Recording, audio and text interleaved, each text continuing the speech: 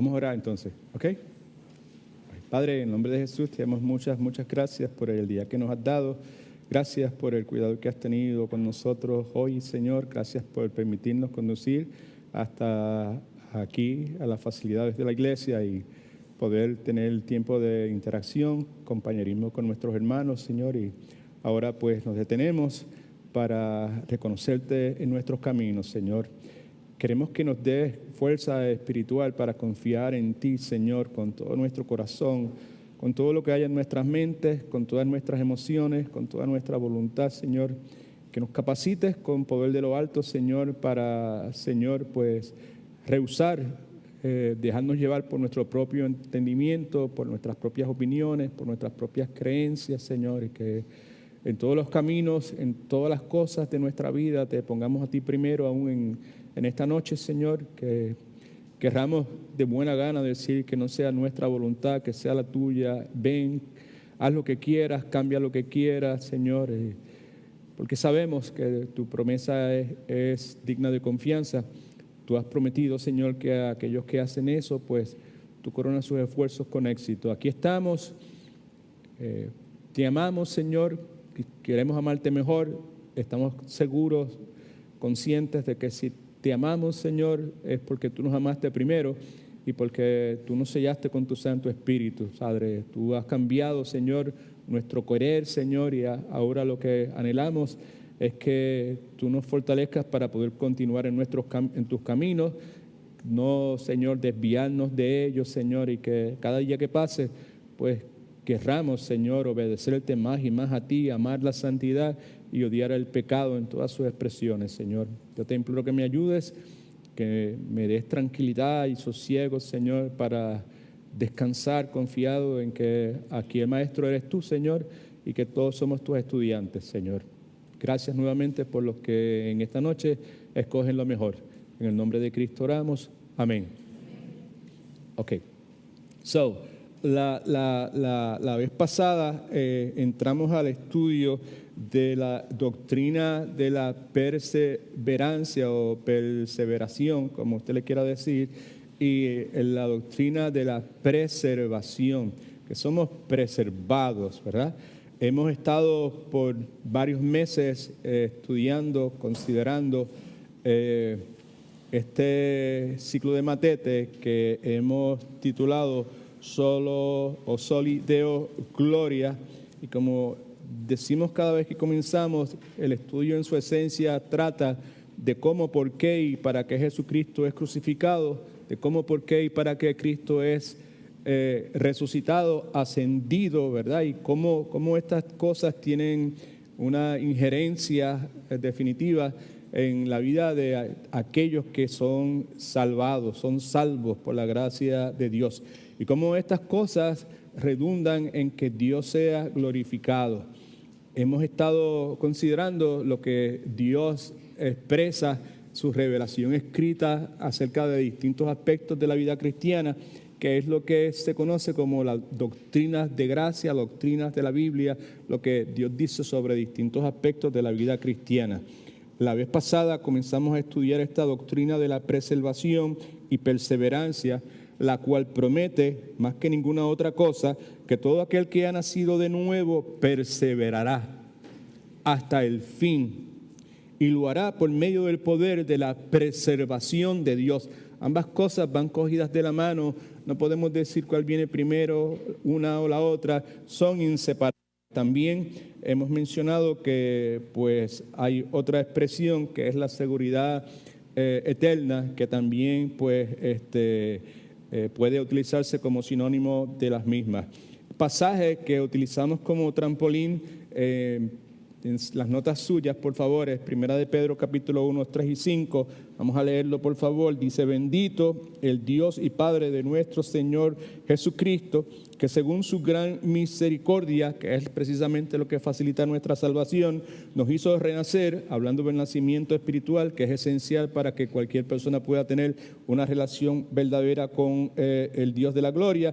Nos hizo renacer para una esperanza viva. Ahí se refiere directamente a la vida eterna que nos es conferida a través de ese nuevo nacimiento, por medio o por la resurrección de Jesucristo de los muertos, para una herencia, ese es el propósito, incorruptible, incontaminada, inmarchitable. En otras palabras, no se deteriora, no se desvanece. Y lo importante para nosotros en esta parte de nuestro estudio es lo siguiente: reservada en los cielos para vosotros, y vosotros son los que han tenido un nacimiento espiritual, que sois, y aquí está la clave, que sois guardados. Y le suplicamos por favor que subraye, circule, highlight a eso por favor. Sois guardados por el poder de Dios mediante la fe, con el propósito de alcanzar la salvación, no que no lo hemos sido al momento de nuestro nacimiento. Está hablando de ese tercer aspecto de la salvación, que es la glorificación, para alcanzar la salvación que está preparada para ser manifestada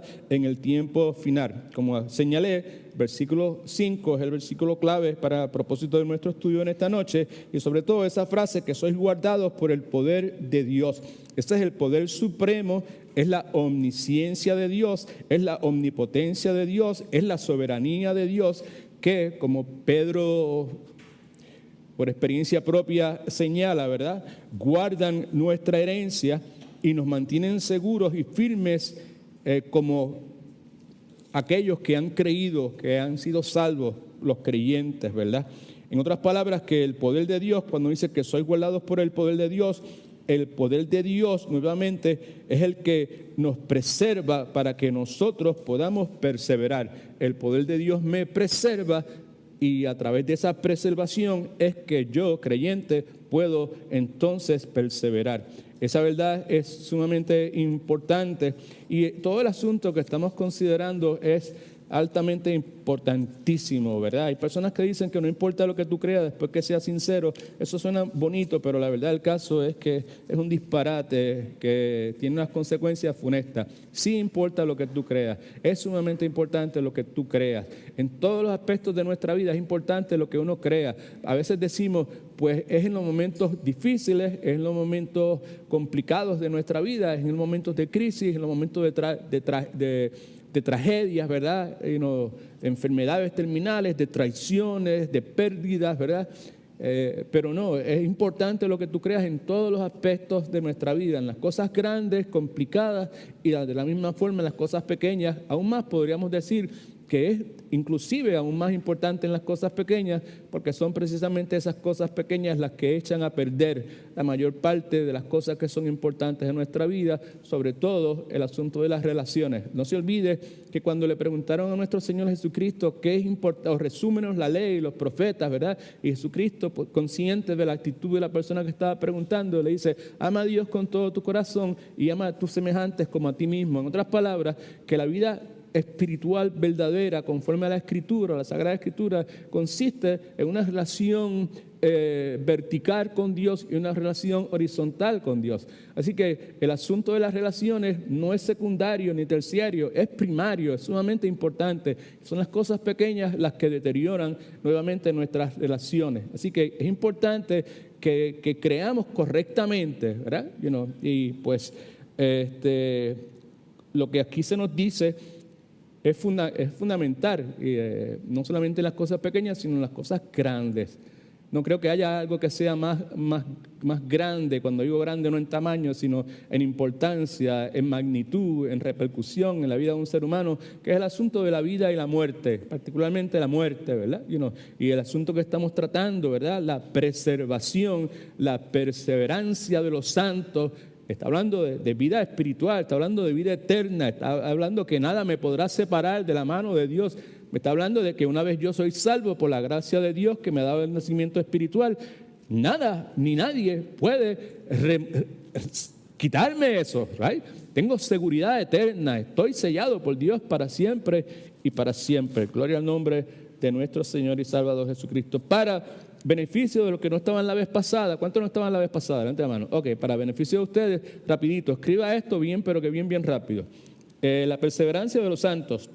El término enfatiza la responsabilidad, ese es el blanco, la responsabilidad del creyente de continuar o perseverar en la fe y en la santidad. El término, la expresión, perseverancia ¿de qué? La perseverancia, ¿qué es lo que dice, por favor? La perseverancia de los Ayúdeme, por favor, todo el mundo. La perseverancia de los santos. Vamos a hablar un poquito, antes de continuar, de ese detalle. Es de los santos. No es la perseverancia punto per se y se acabó. Es la perseverancia de un grupo de personas en particular que son denominados, que son conocidos, que son identificados como santos.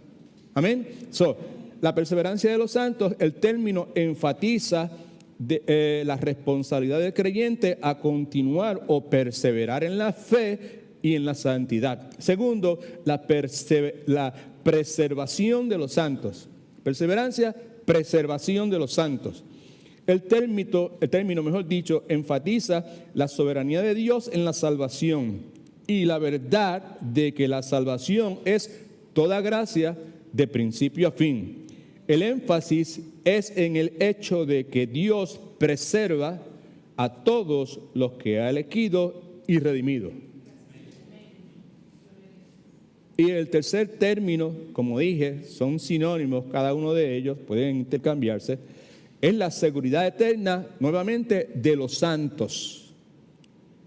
El término enfatiza el consuelo que el creyente recibe de estar seguro, el consuelo que recibe, que tiene en sí mismo, del hecho de que está seguro de su salvación a través de esta vida y por la eternidad, que fue lo que traté de enfatizar hace unos segundos atrás. Right? Now, yo quiero tomarme unos segunditos para reflexionar brevemente acerca de la preservación y perseverancia de aquellos que la Biblia llama santos. No está en sus notas, así que por favor présteme un poquito de su atención y si gusta, pues tome algunas notas si le parece apropiado. ¿Okay? ¿Quiénes son estos santos? Y se hincapié hace un momento que la doctrina, y otra vez, doctrina no es una palabra complicada, simplemente es lo que Dios dice sobre algún asunto particular en la Escritura. Amén. All right.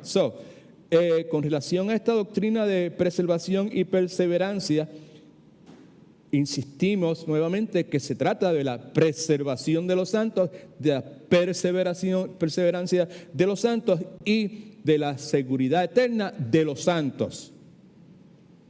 La frase de los santos es inseparable de lo que estamos considerando, ¿ok?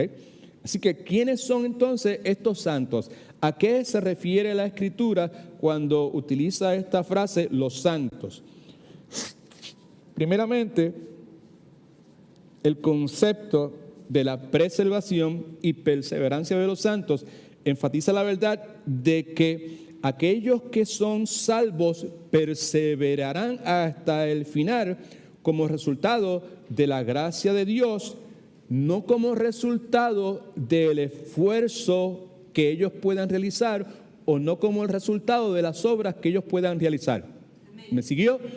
Déjeme leerlo para asegurarme que lo expresé como lo escribí. El concepto de preservación o perseverancia de los santos enfatiza la verdad. Esta es la verdad que enfatiza. Que aquellos que son salvos, ¿cuántos son salvos? Yo soy salvo, usted es salvo, ¿verdad? Perseverarán hasta el final como resultado de la gracia de Dios. De eso. No como resultado de su propia fuerza o de sus propias obras. Muy importante. ¿Okay? El nombre santos en la Biblia, cuando se aplica a los creyentes, es un nombre que se refiere a la santidad que le ha sido conferida a esos que son salvos.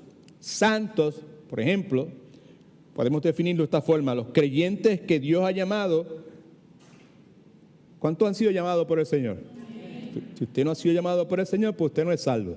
¿Right? Somos salvos porque Dios nos llamó. ¿Right? Los creyentes de Dios que Dios ha llamado y apartados, ahí es donde está el concepto de santos, separados, ¿verdad? Apartados del pecado. Dios lo ha hecho para consagrarlos a sí mismos de forma tal que sean santos como Él. Santos, repito lo mismo, se refiere a los creyentes que Dios ha llamado y apartados del pecado. Y siempre debemos clarificar para qué Dios lo ha hecho, y es para consagrarlos para sí mismo, para separados del mundo para Él, para Dios, no para que vivan como les dé la gana y hagan lo que ellos quieran hacer, sino separados para Dios, para sí mismo, de forma tal que seamos santos como Él es santo. ¿Okay?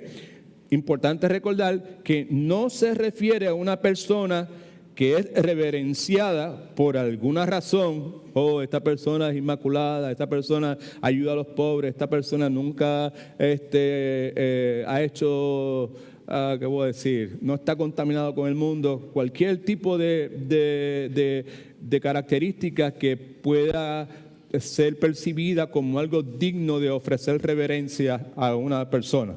Así que no se refiere a una persona reverenciada por alguna razón, o que pueda haber sido canonizada. Sabes que en la iglesia que nosotros veníamos normalmente, la herencia cultural española que nosotros tenemos, pues tienen la tendencia o tienen la práctica, debía haber dicho, de canonizar algunas personas conforme a algunos estilos de vida, algunas cosas que ellos han hecho, ¿verdad? Por algunas autoridades eclesiásticas, y saben que eso hay unos patrones, hay un procedimiento que hay que seguir, distintos niveles, hasta llegar al nivel máximo, ¿verdad? Pues cuando hablamos de santos en la Escritura no se refiere a eso, ¿ok?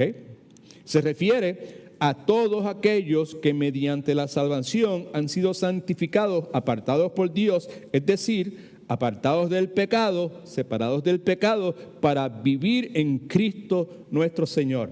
Hay toda clase de pasajes bíblicos que utilizan esa terminología. Algunos, por ejemplo, Romanos 1:7 dice: a todos los que estáis en Roma, amados de Dios y llamados a ser santos, right? Gracia y paz a vosotros de Dios nuestro Padre y del Señor Jesucristo. Primera de Corintios capítulo 1 versículo 2 dice: a la iglesia de Dios que está en Corintios, a los santificados en Cristo Jesús, llamados a ser santos, con todos los que en cualquier lugar invocan el nombre de nuestro Señor Jesucristo, Señor de ellos y nuestro. Esos todos que en cualquier lugar también son otros santos que están en distintas localidades, ¿verdad?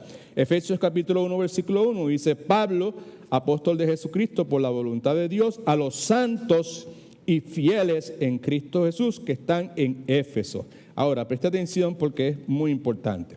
Perdóname la redundancia. Es de suma importancia recordar que la doctrina que estamos considerando se conoce como la doctrina de la preservación o la doctrina de la perseverancia de ¿quiénes? Los santos. ¿Right? De los santos. No de los creyentes, de los santos. ¿Right? No de los que se dicen que son cristianos, sino de los santos. ¿Right? Okay. Ahora, ¿por qué razón se utiliza esa terminología? ¿Y por qué hacer énfasis, verdad, en la importancia de recordar que estamos considerando esta doctrina que no dice la doctrina de la perseverancia o la doctrina de la preservación y se acabó? No dice preservación de los santos, perseverancia de los santos, seguridad eterna de los santos. ¿Por qué es importante? Porque el desafío que esta doctrina presenta, que es muy, muy conocido en el contexto de las iglesias evangélicas, ese desafío no es solo, escucha que es importante, si la Biblia enseña que una persona, una vez que ha sido salva, tiene seguridad eterna. Eso es parte del desafío, porque hay muchas personas que no creen eso. ¿Okay? Pero ese no es todo el desafío, sino también, parte del desafío, también lo que la Biblia enseña acerca de los santos. ¿Qué dice la palabra con relación a los santos? Muy importante. Es, otra vez, perdone la redundancia, muy importante, porque la definición que usted y yo tengamos de lo que es ser santo probablemente va a determinar si usted y yo creemos o no creemos en la doctrina de la perseverancia o la doctrina de la preservación, ¿right? Y no solamente eso, sino cómo nosotros vamos a interpretar lo que la Biblia enseña sobre esos asuntos en nuestro diario vivir. Me explico, preste atención porque lo voy a leer como lo escribí de forma tal que podamos pasar al resto de la lección. ¿Okay? Si un santo, eso se refiere al que ha nacido de nuevo, amén, right? Creyente verdadero que ha nacido de nuevo, que ha sido sellado por el Espíritu Santo, que se ha convertido en templo del Espíritu Santo, que ahora tiene la capacidad pues, de poder discernir espiritualmente. Algo que anteriormente era incapaz de hacer, aunque quisiera y aunque le pagaran, no podía hacerlo. All right? Okay. So, si un santo es una persona hecha por sí mismo. En otras palabras, si yo me puedo hacer santo a mí mismo, ¿verdad? Es decir, uno que se ha hecho santo o que puede ser santo, puede llegar a ser santo por su propia fuerza. Si ese fuera el caso, entonces es obvio, obviamente, si siempre será santo o no, va a depender de lo que él haga. Amén. Y va a depender de él si seguirá santificándose a sí mismo o no. I'm going to repeat it again, porque si podemos, we can grasp this, si podemos agarrarnos, si podemos apropiarnos de esto, pues entonces cualquier dificultad que quizás podamos tener, o nuestra mente aún que no ha estado muy santificada, que digamos, ¿verdad? Pues que pueda sugerir, ¿verdad? O que se nos pueda presentar, ¿verdad? Cualquier obstáculo que se nos pueda presentar al tratar de digerir las doctrinas que estamos considerando. Pero si podemos apropiarnos de lo que estoy tratando de comunicar en este momento, ayúdame, Señor, a hacerlo con claridad, pues entonces no va a ser tan difícil poder agarrarnos y disfrutar y vivir tranquilos el resto de nuestras vidas con relación a nuestro destino eterno. Amén. Así que no es una tontería, es sumamente importante, particularmente si usted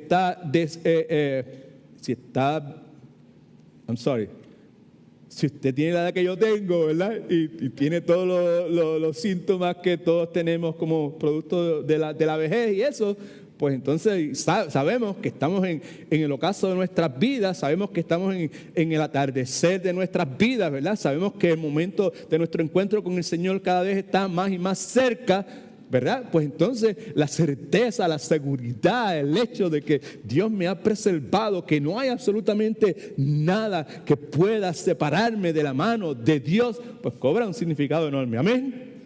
Gloria al Señor.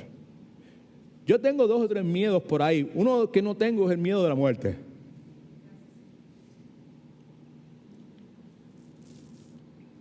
Repito lo mismo. Si un santo es una persona hecha a sí mismo, es decir, uno que se ha hecho santo o que puede ser santo por su propia fuerza, entonces, obviamente, si siempre será santo o no, la posibilidad de que pueda ser santo o no, va a depender de él.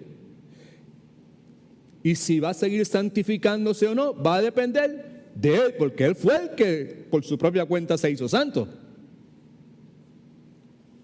Sin embargo, la palabra nos dice, la Biblia, la Santa Biblia, que los santos son santos solo por la gracia de Dios. 1. Que en sí mismos los santos son pecadores. 2. Y que no tienen santidad natural o poder para ser santos por sí mismos, enseñándonos después claramente la Escritura, que es Dios quien los hace santos. Otra vez, si son santos solo por la gracia de Dios, porque hay algún tipo de religión que ustedes conocen que añaden, sí, somos santos por la gracia de Dios, pero esa santidad necesita ser mantenida por medio de las obras que nosotros hagamos. Y lo que la palabra enseña es que los santos son santos solo por medio de la fe, solo por la gracia de Dios.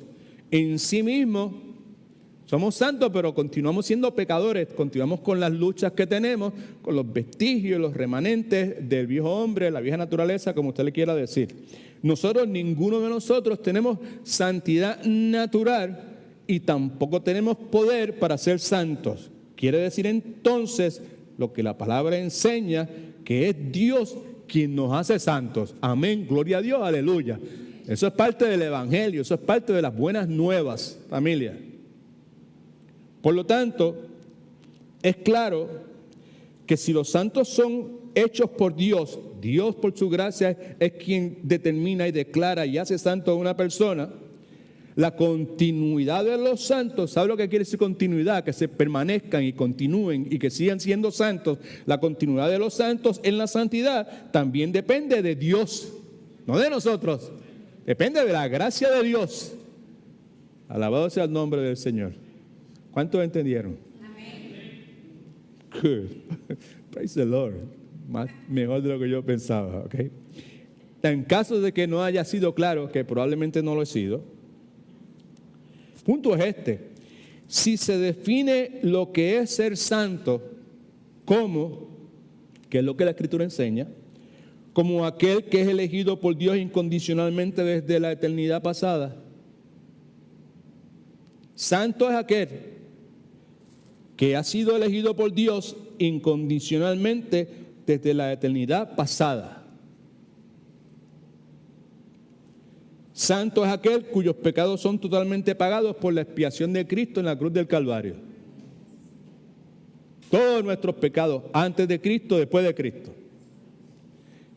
Si se define lo que es santo como aquel persona que ha sido soberanamente regenerado y renovado interiormente por el poder del Espíritu Santo, entonces es imposible creer en otra cosa que no sea en la preservación, en la perseverancia de ese mismo santo como una obra de la gracia de Dios. Otra vez, definimos lo que es un santo. Un santo, una persona, un cristiano que es santo, ¿verdad? Es una persona que ha sido elegido por Dios incondicionalmente desde la eternidad pasada, desde antes de la fundación del tiempo. Dice la Escritura que nuestros nombres fueron escritos en el libro de la vida, ¿right? A los que llamó también los predestinó y también los glorificó. Romanos capítulo 8, versículos 28 y 29 y todos los pasajes que nosotros sabemos. Efesios capítulo 1, toda esa porción bíblica tan poderosa que tenemos ahí. Así que un santo es uno que ha nacido de nuevo, una persona que fue elegido incondicionalmente por Dios. No fue él el que dijo, yo te quiero, Dios. Fue Dios el que lo eligió y que lo escogió para que esa persona fuese parte de la familia de Dios. Y si definimos lo que es santo como aquel cuyos pecados han sido totalmente pagados por la expiación de Cristo, en otras palabras, fue Cristo el que pagó por todos mis pecados. Quiere decir que yo no pago por ningún pecado. Yo lo único que hago es por fe, ¿verdad?, apropiarme de la obra vicaria de Cristo, la redención que Cristo nos concedió, ¿verdad? Y en esa transacción que nosotros no podemos procesar con nuestras mentes, nuestros pecados, toda esa multitud de pecados les son imputados a Cristo y la justicia perfecta de Cristo a toda la ley de Dios nos es imputada a nosotros. Si un santo se define como una persona, como aquel cuyos pecados son totalmente pagados por la expiación de Cristo, como aquel que ha sido soberanamente regenerado y renovado interiormente. ¿Right? Nosotros estamos muertos en nuestros pecados. No había la menor posibilidad que nosotros pudiésemos discernir nada de carácter espiritual hasta tanto el Espíritu Santo nos diese vida, porque cuando estábamos muertos espiritualmente Dios nos dio vida. Amén. Right. Si un santo es ese tipo de persona, lo que estoy diciendo es Dios que lo ha hecho todo. Pues entonces es imposible creer que no sea en la preservación y perseverancia de ese mismo santo de otro modo. No puede ser de otro modo que no sea por la gracia de Dios. No, si usted y yo podemos procesar eso, ¿verdad?, en alguna forma, o querer por lo menos, Señor, yo quiero entender. Compartía con el pastor Marcel cuando vino de camino, decía, yo le dije así, cuando me monté y saqué mis notas y eso para chequear algo, hice para el lado y dije, estoy aprendiendo. Después de todos estos años, estoy aprendiendo. O sea que existe la gran posibilidad de que si hemos nacido de nuevo y clamamos a Dios, Señor, abre los ojos de mi entendimiento. ¿Cómo decimos? Tantas cosas que decimos sobre ese particular. O sea, todos nosotros pues amamos a Dios, ¿cierto o falso? Right? Okay. Y conocemos de Dios, pero ¿queremos conocerlo más o no? Right? Y si podemos conocerlo más, ¿podemos nosotros hacer cosas para que Dios pueda conocer más a Dios? No, Dios es el que tiene que hacer la obra dentro de nosotros. Lo que nosotros clamamos a Dios es para que, Señor, crea en mí el deseo, el hambre, la sed de conocerte mejor. Señor, tú sabes que yo te amo, Señor, pero yo estoy convencido de que la forma en que yo te amo me da vergüenza. Ayúdame, Señor, a amarte mejor. Si yo puedo amar mejor a Dios, es por medio de la obra que Dios hace en mí. Amén.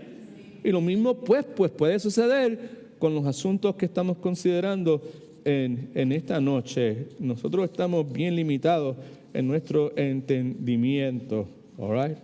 Ok, now.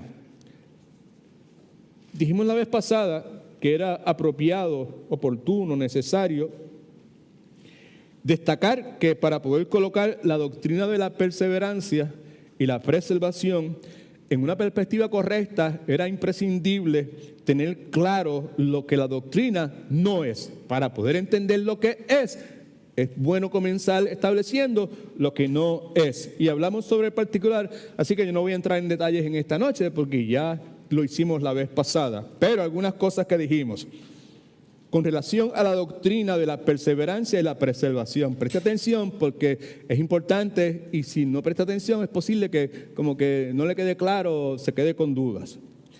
Esta doctrina no quiere decir que todo aquel que profesa fe en Jesucristo, todo aquel que profesa en Jesucristo está en este grupo. Cualquier persona que en algún lugar dicen, y todo aquel que quiera entregarle su vida al Señor Jesucristo, levante la mano, ¡pra! Dios te bendiga, Dios te bendiga, y Dios te bendiga, Dios te bendiga. Todo aquel que quiera entregarle la vida al Señor, que pase al frente. Ahí estoy, aquí estoy. Todo aquel que quiera darle su vida al Señor Jesucristo, al frente suyo hay una tarjeta, sáquela de ahí, llénela, déjela en un asiento y nosotros nos encargamos de llamarle a usted luego que se acabe el servicio.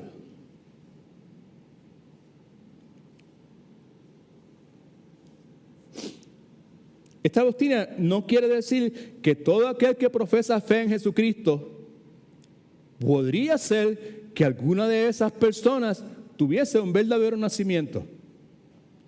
Pero lo que queremos dejar claro que no es el hecho de que alguna persona que reclame que yo hice tal o cual cosa, ¿verdad? ¿Okay? Y que inclusive la persona pueda ser aceptado en una iglesia local donde participa de la comunión con otros santos. La doctrina de la perseverancia y la preservación no quiere decir que ese tipo de personas, ¿verdad?, obligatoriamente tienen la seguridad eterna, pues porque llené esa tarjeta, o porque levanté la mano, o porque pasé al frente, lo que sea. ¿Right? ¿Por qué esa afirmación es correcta? Pues porque la Escritura eso es lo que enseña y porque nuestro Señor y Salvador Jesucristo se manifestó sobre el particular. ¿Okay? Afirmamos que es correcto en base a la advertencia de Cristo a los seguidores en su ministerio terrenal, en el contexto que Juan nos habla en su evangelio de aquellos judíos que habían creído en él, porque había un montón de judíos que habían creído en él y en un momento llegaron a ser cientos, quizás miles. Y usted sabe cómo es la historia del Señor en su ministerio terrenal, que periódicamente se detenía mientras caminaba, le daba la espalda a ellos, ¿verdad? ¿Sabe? O mejor dicho, ellos lo estaban siguiendo, él se detenía, ellos se detenían. Entonces él se viraba en dirección a ellos y entonces le ponía las condiciones un poquito difíciles, le apretaba un poco las tuercas y entonces el resultado era que montones de ellos, la mayor parte de ellos, dejaban de seguirles. Usted sabe, hemos hablado sobre el particular y el hecho que hayamos hablado no es importante, es que la Escritura nos habla sobre el particular. A veces que Jesús se detenía y decía, ok, todo aquel que me quiera seguir, okay, tiene que tomar su cruz, tiene que negarse a sí mismo, ¿verdad? Y seguirme. Y no, en aquel entonces tomar su cruz no es lo mismo que decir, toma tu cruz, ponte un crucifijo, o pon una cruz en el carro tuyo, lo que sea. No, todo el mundo sabía lo que era tomar su cruz. Implicaba pues un instrumento de tortura y todas las implicaciones que eso tenía, ¿verdad? Y ante esas advertencias de Jesucristo, el resultado siempre era el mismo, que los seguidores disminuían. Y de paso, a muchos de esos seguidores se utilizaba la palabra discípulos. Okay? So, Pero vemos entonces en Juan, creo que está en sus notas, si no me equivoco, sí, Juan 8, 31, 32, que dice lo siguiente con relación a estos judíos que habían creído en él. Mire que es importante. Dijo Jesús entonces a los judíos que habían creído en él, si vosotros permanecéis en mi palabra, seréis verdaderamente mis discípulos. No fue porque dijiste, oh, yo creo en ti, oh, yo te voy a seguir, oh, sí, yo me bautizo. No, si vosotros permanecéis en mi palabra, seréis verdaderamente mis discípulos. Y el versículo 32, que es clave, dice, conoceréis la verdad y la verdad os hará libres. En otras palabras, Cristo establece un criterio por medio del cual sus verdaderos seguidores podían ser distinguidos. Y ese criterio era continuidad y permanencia en su obediencia a la palabra de Dios. Lo que acabo de decir está íntimamente ligado con la doctrina de la perseverancia y preservación como una realización de lo que Pedro nos dijo en el versículo 5, que nos detuvimos y hablamos un poquito más en esta noche, cuando dice que el creyente es guardado por el poder de Dios. Es la misma cosa. Vimos entonces la vez pasada el caso de un individuo llamado Pedro, que fue precisamente el instrumento humano que Dios utiliza para escribir la porción bíblica que utilizamos como trampolín, 1 de Pedro capítulo 1, versículos 3 y 5, leo nuevamente para que podamos recordar. Bendito el Dios y Padre de nuestro Señor Jesucristo. Este es Pedro, el mismo que hacemos referencia ahora, que según su gran misericordia nos hizo renacer para una experiencia viva por la resurrección de Jesucristo de los muertos, para una herencia incorruptible, incontaminada, inmarchitable, reservada en los cielos para nosotros, que sois, nuevamente, guardados por el poder de Dios mediante la fe para alcanzar la salvación que está preparada para ser manifestada en el tiempo final. Now, ese es Pedro el que está haciendo esa declaración, ¿ok? Now, como dije la otra vez, me parece que probablemente que Pedro, al enfatizar la doctrina de la perseverancia y la preservación, Pedro estuvo en una posición por su experiencia personal que Pedro muy bien pudo haber dicho, yo sé de lo que estoy hablando. Escúchenme que yo sé de lo que estoy hablando. Yo sé nuevamente de lo que estoy hablando, porque le está hablando la voz de la experiencia. Y como ya ustedes saben, los que estaban la vez pasada, ¿a qué me refiero cuando digo eso? Sabemos que probablemente con la excepción de Judas, el personaje bíblico que fue más propenso a fracasar y a tropezar espiritualmente fue Simón Pedro. Sabemos que era un hombre muy propenso a decir cosas fuera de tiempo, a hacer compromisos que no podía cumplir. Recibió censura severa de parte de nuestro Señor Jesucristo. En un momento Cristo lo felicita y dice, wow, Pedro, tremendo. Pero, by the way, Pedro, lo que acabas de decir es tremendo, pues porque te lo reveló el Padre Celestial. Eso no salió de ti o de ningún maestro terrenal. Fue el Padre que te lo reveló, ¿verdad? Y minutos después, Pedro trata de impedir que Cristo continúe con el propósito de su venida a este mundo, la cruz del Calvario, y Cristo lo para en seco y le dice, apártate de mí, Satanás. ¿Right? Ese es Pedro. Ese es Pedro el que está diciendo nuevamente, nos habla de esta herencia incorruptible, incontaminada, inmarchitable, reservada en los cielos para los santos, que soy guardados por el poder de Dios. Ese es el Pedro que ha metido las patas tantas y tantas veces. Y hablamos y leímos muchas porciones bíblicas sobre ese particular las otras veces. Simplemente para continuar con nuestro estudio en esta noche, Lucas nos dice en Lucas capítulo 22 que la noche en que Cristo es traicionado, Jesús le hace saber a Pedro acerca de la batalla espiritual invisible que está registrándose en el momento. Pedro no está consciente de lo que está pasando. Versículos 31-32, me parece que lo tienen en sus notas. Yes, Lucas de 31 al 34, está en la segunda página. All right, just go there, second page. All right. En el versículo 31-32 dice lo siguiente: dijo también el Señor, Simón, Simón, Satanás os ha pedido para zarandearos como el trigo, pero escuche, pero yo he rogado por ti para que tu fe no falte y tú una vez vuelto confirma a tus hermanos. Lucas también nos dice, Pedro está totalmente convencido, está deseoso más que ninguna otra cosa de ser leal al Señor Jesucristo. No importa lo que esa lealtad le fuese a costar a él. Versículo 33 dice entonces, y él le dijo, Pedro, Señor, estoy dispuesto a ir contigo no solamente a la cárcel, sino estoy dispuesto a morir por ti. Y entonces Lucas termina diciéndonos en el versículo 34 que Cristo, conociendo todo lo que iba a suceder, le da la mala noticia a Pedro en cuanto a lo que Pedro iba a hacer. Versículo 34, le dijo, Pedro, te digo que el gallo no cantará hoy antes de que tú me niegues 3 veces que tú no me conoces. Y como preguntamos la vez pasada, volvemos a preguntar nuevamente, ¿falló Pedro? ¿Sí o no? ¿Fue un fallo pasajero, trivial, o fue algo serio? Pedro falló miserablemente. Y la segunda pregunta que hicimos la vez pasada, que hacemos nuevamente, es, ¿la fe de Pedro se disolvió? ¿Abandonó Pedro al Señor Jesucristo? ¿Apostató? No, definitivamente que no. ¿Okay? Lo que nos dice la Escritura es que la fe de Pedro creció.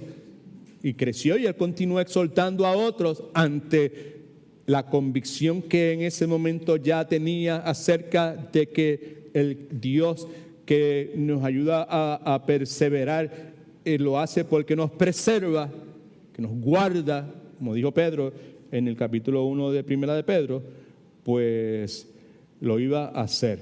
Así que dijimos entonces que la razón, por lo menos en el incidente que Lucas narra, eso sucede, que Pedro pues se mantiene firme, que Pedro echa para adelante y que su fe no se disuelve sino crece, por el hecho de que nuestro Señor y Salvador Jesucristo se mantuvo intercediendo por Pedro y que las oraciones de intercesión de nuestro Dios, Señor Jesucristo, son contestadas al pie de la letra. Amén. Right.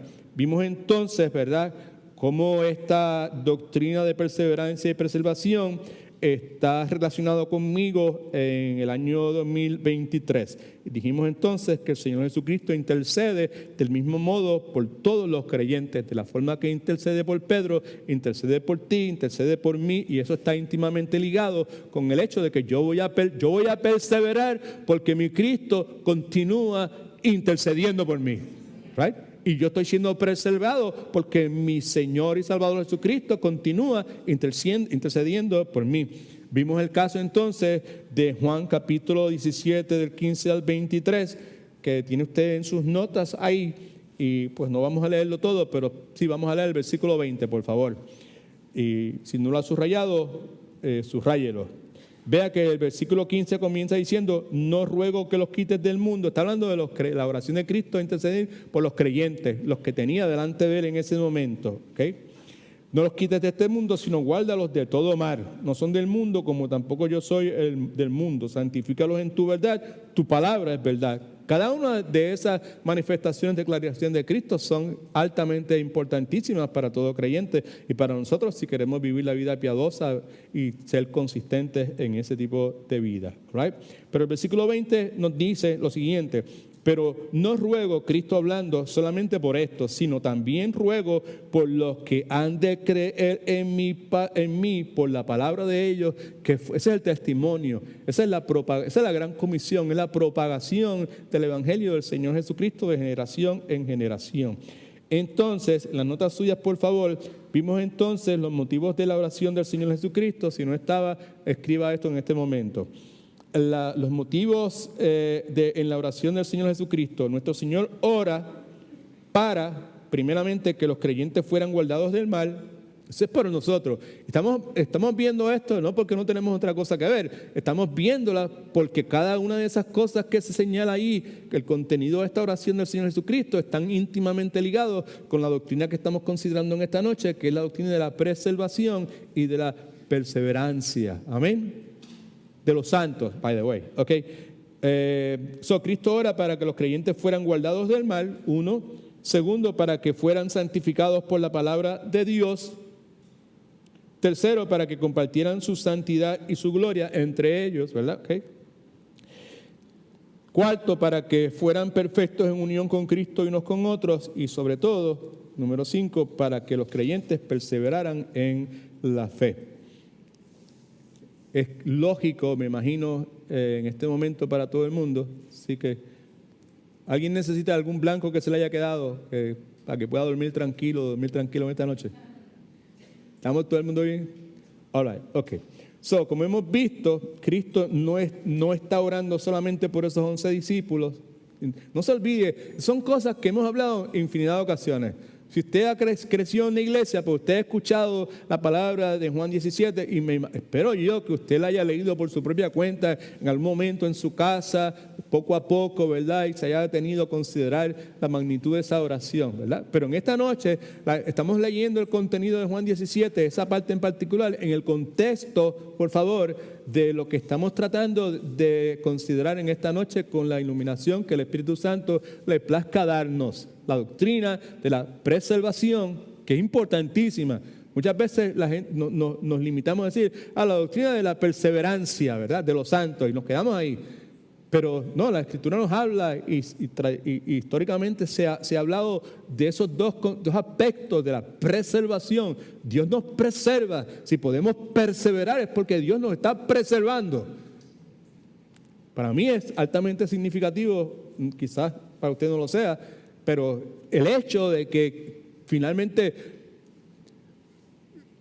cualquier duda que yo pude anidar en mi mente con relación a la doctrina de la preservación fue disipada, o mejor dicho, de la perseverancia, fue disipada cuando pude incorporar con claridad el hecho de que yo soy preservado. ¿Right? Y si yo soy preservado, there's not a chance. Si soy preservado, voy a perseverar. Gloria a Dios. Y si es Dios que está haciendo la preservación, con esa preservación, me adelanto un poco, va a venir inevitablemente el deseo, la determinación y la capacidad para buscar la santificación. No voy a ser preservado para perseverar y vivir como me da la gana. Amén. This don't work like that. Porque es Dios el que me está preservando para que yo pueda perseverar. Es el Espíritu de Dios, es el poder de Dios, del Dios que es santo, que ha dicho con claridad, sé santo porque yo soy santo. Amén. Sin santidad nadie podrá ver, podrá entender, podrá concebir la realidad de Dios. Así que si soy preservado, gloria a Dios, voy a perseverar, pero esa preservación y esa perseverancia inevitablemente va cogida de la mano con una cosa que se llama santificación. No soy preservado para vivir como me da la gana. No soy preservado para servirle a Dios indolentemente. No soy preservado para venir a la iglesia el domingo y el resto de la semana vivir como yo quiera vivir.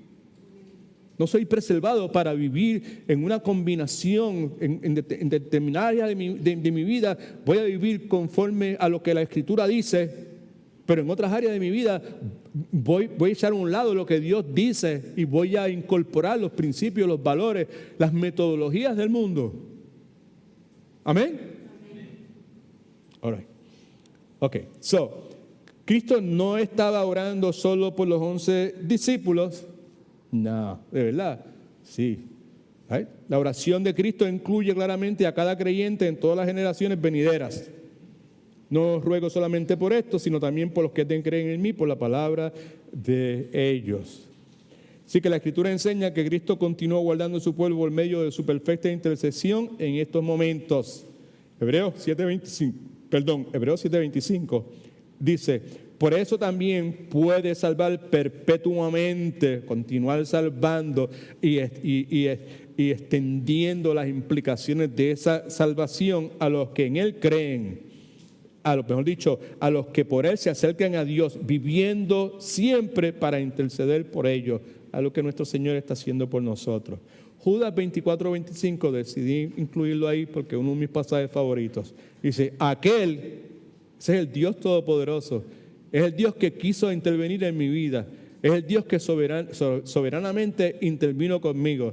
Es el Dios que soberanamente no tocó la puerta de tu corazón. sino que abrió la puerta y entró como Pedro por su casa. Amén. Ese Dios, aquel que es poderoso para guardaros sin caída, subraya eso. Poderoso para guardarme sin caída. Es poderoso para guardarme sin caída. Gloria al nombre. Yo voy a terminar bien, familia. Y usted también, si usted está en Cristo. Gloria al nombre del Señor. Right? Aquel que es poderoso para guardaros sin caída y presentaros sin mancha. Gloria a Dios. Delante de su gloria con alegría. Todo eso está brutal. I don't know if you can dig that or not, pero brutal. Al único y sabio Dios, nuestro Salvador, a Él sea la gloria, la majestad, el imperio y el poder, ahora y por todos los siglos. Amén. Hay algunas verdades que precisamos entender, conocer, comprender con relación a la doctrina de la preservación y la perseverancia. Le voy a decir una y se lo voy a decir, pero no voy a decir nada más, simplemente para que llene el blanco. Y es esto: la fe superficial siempre será posible. La fe superficial siempre será posible.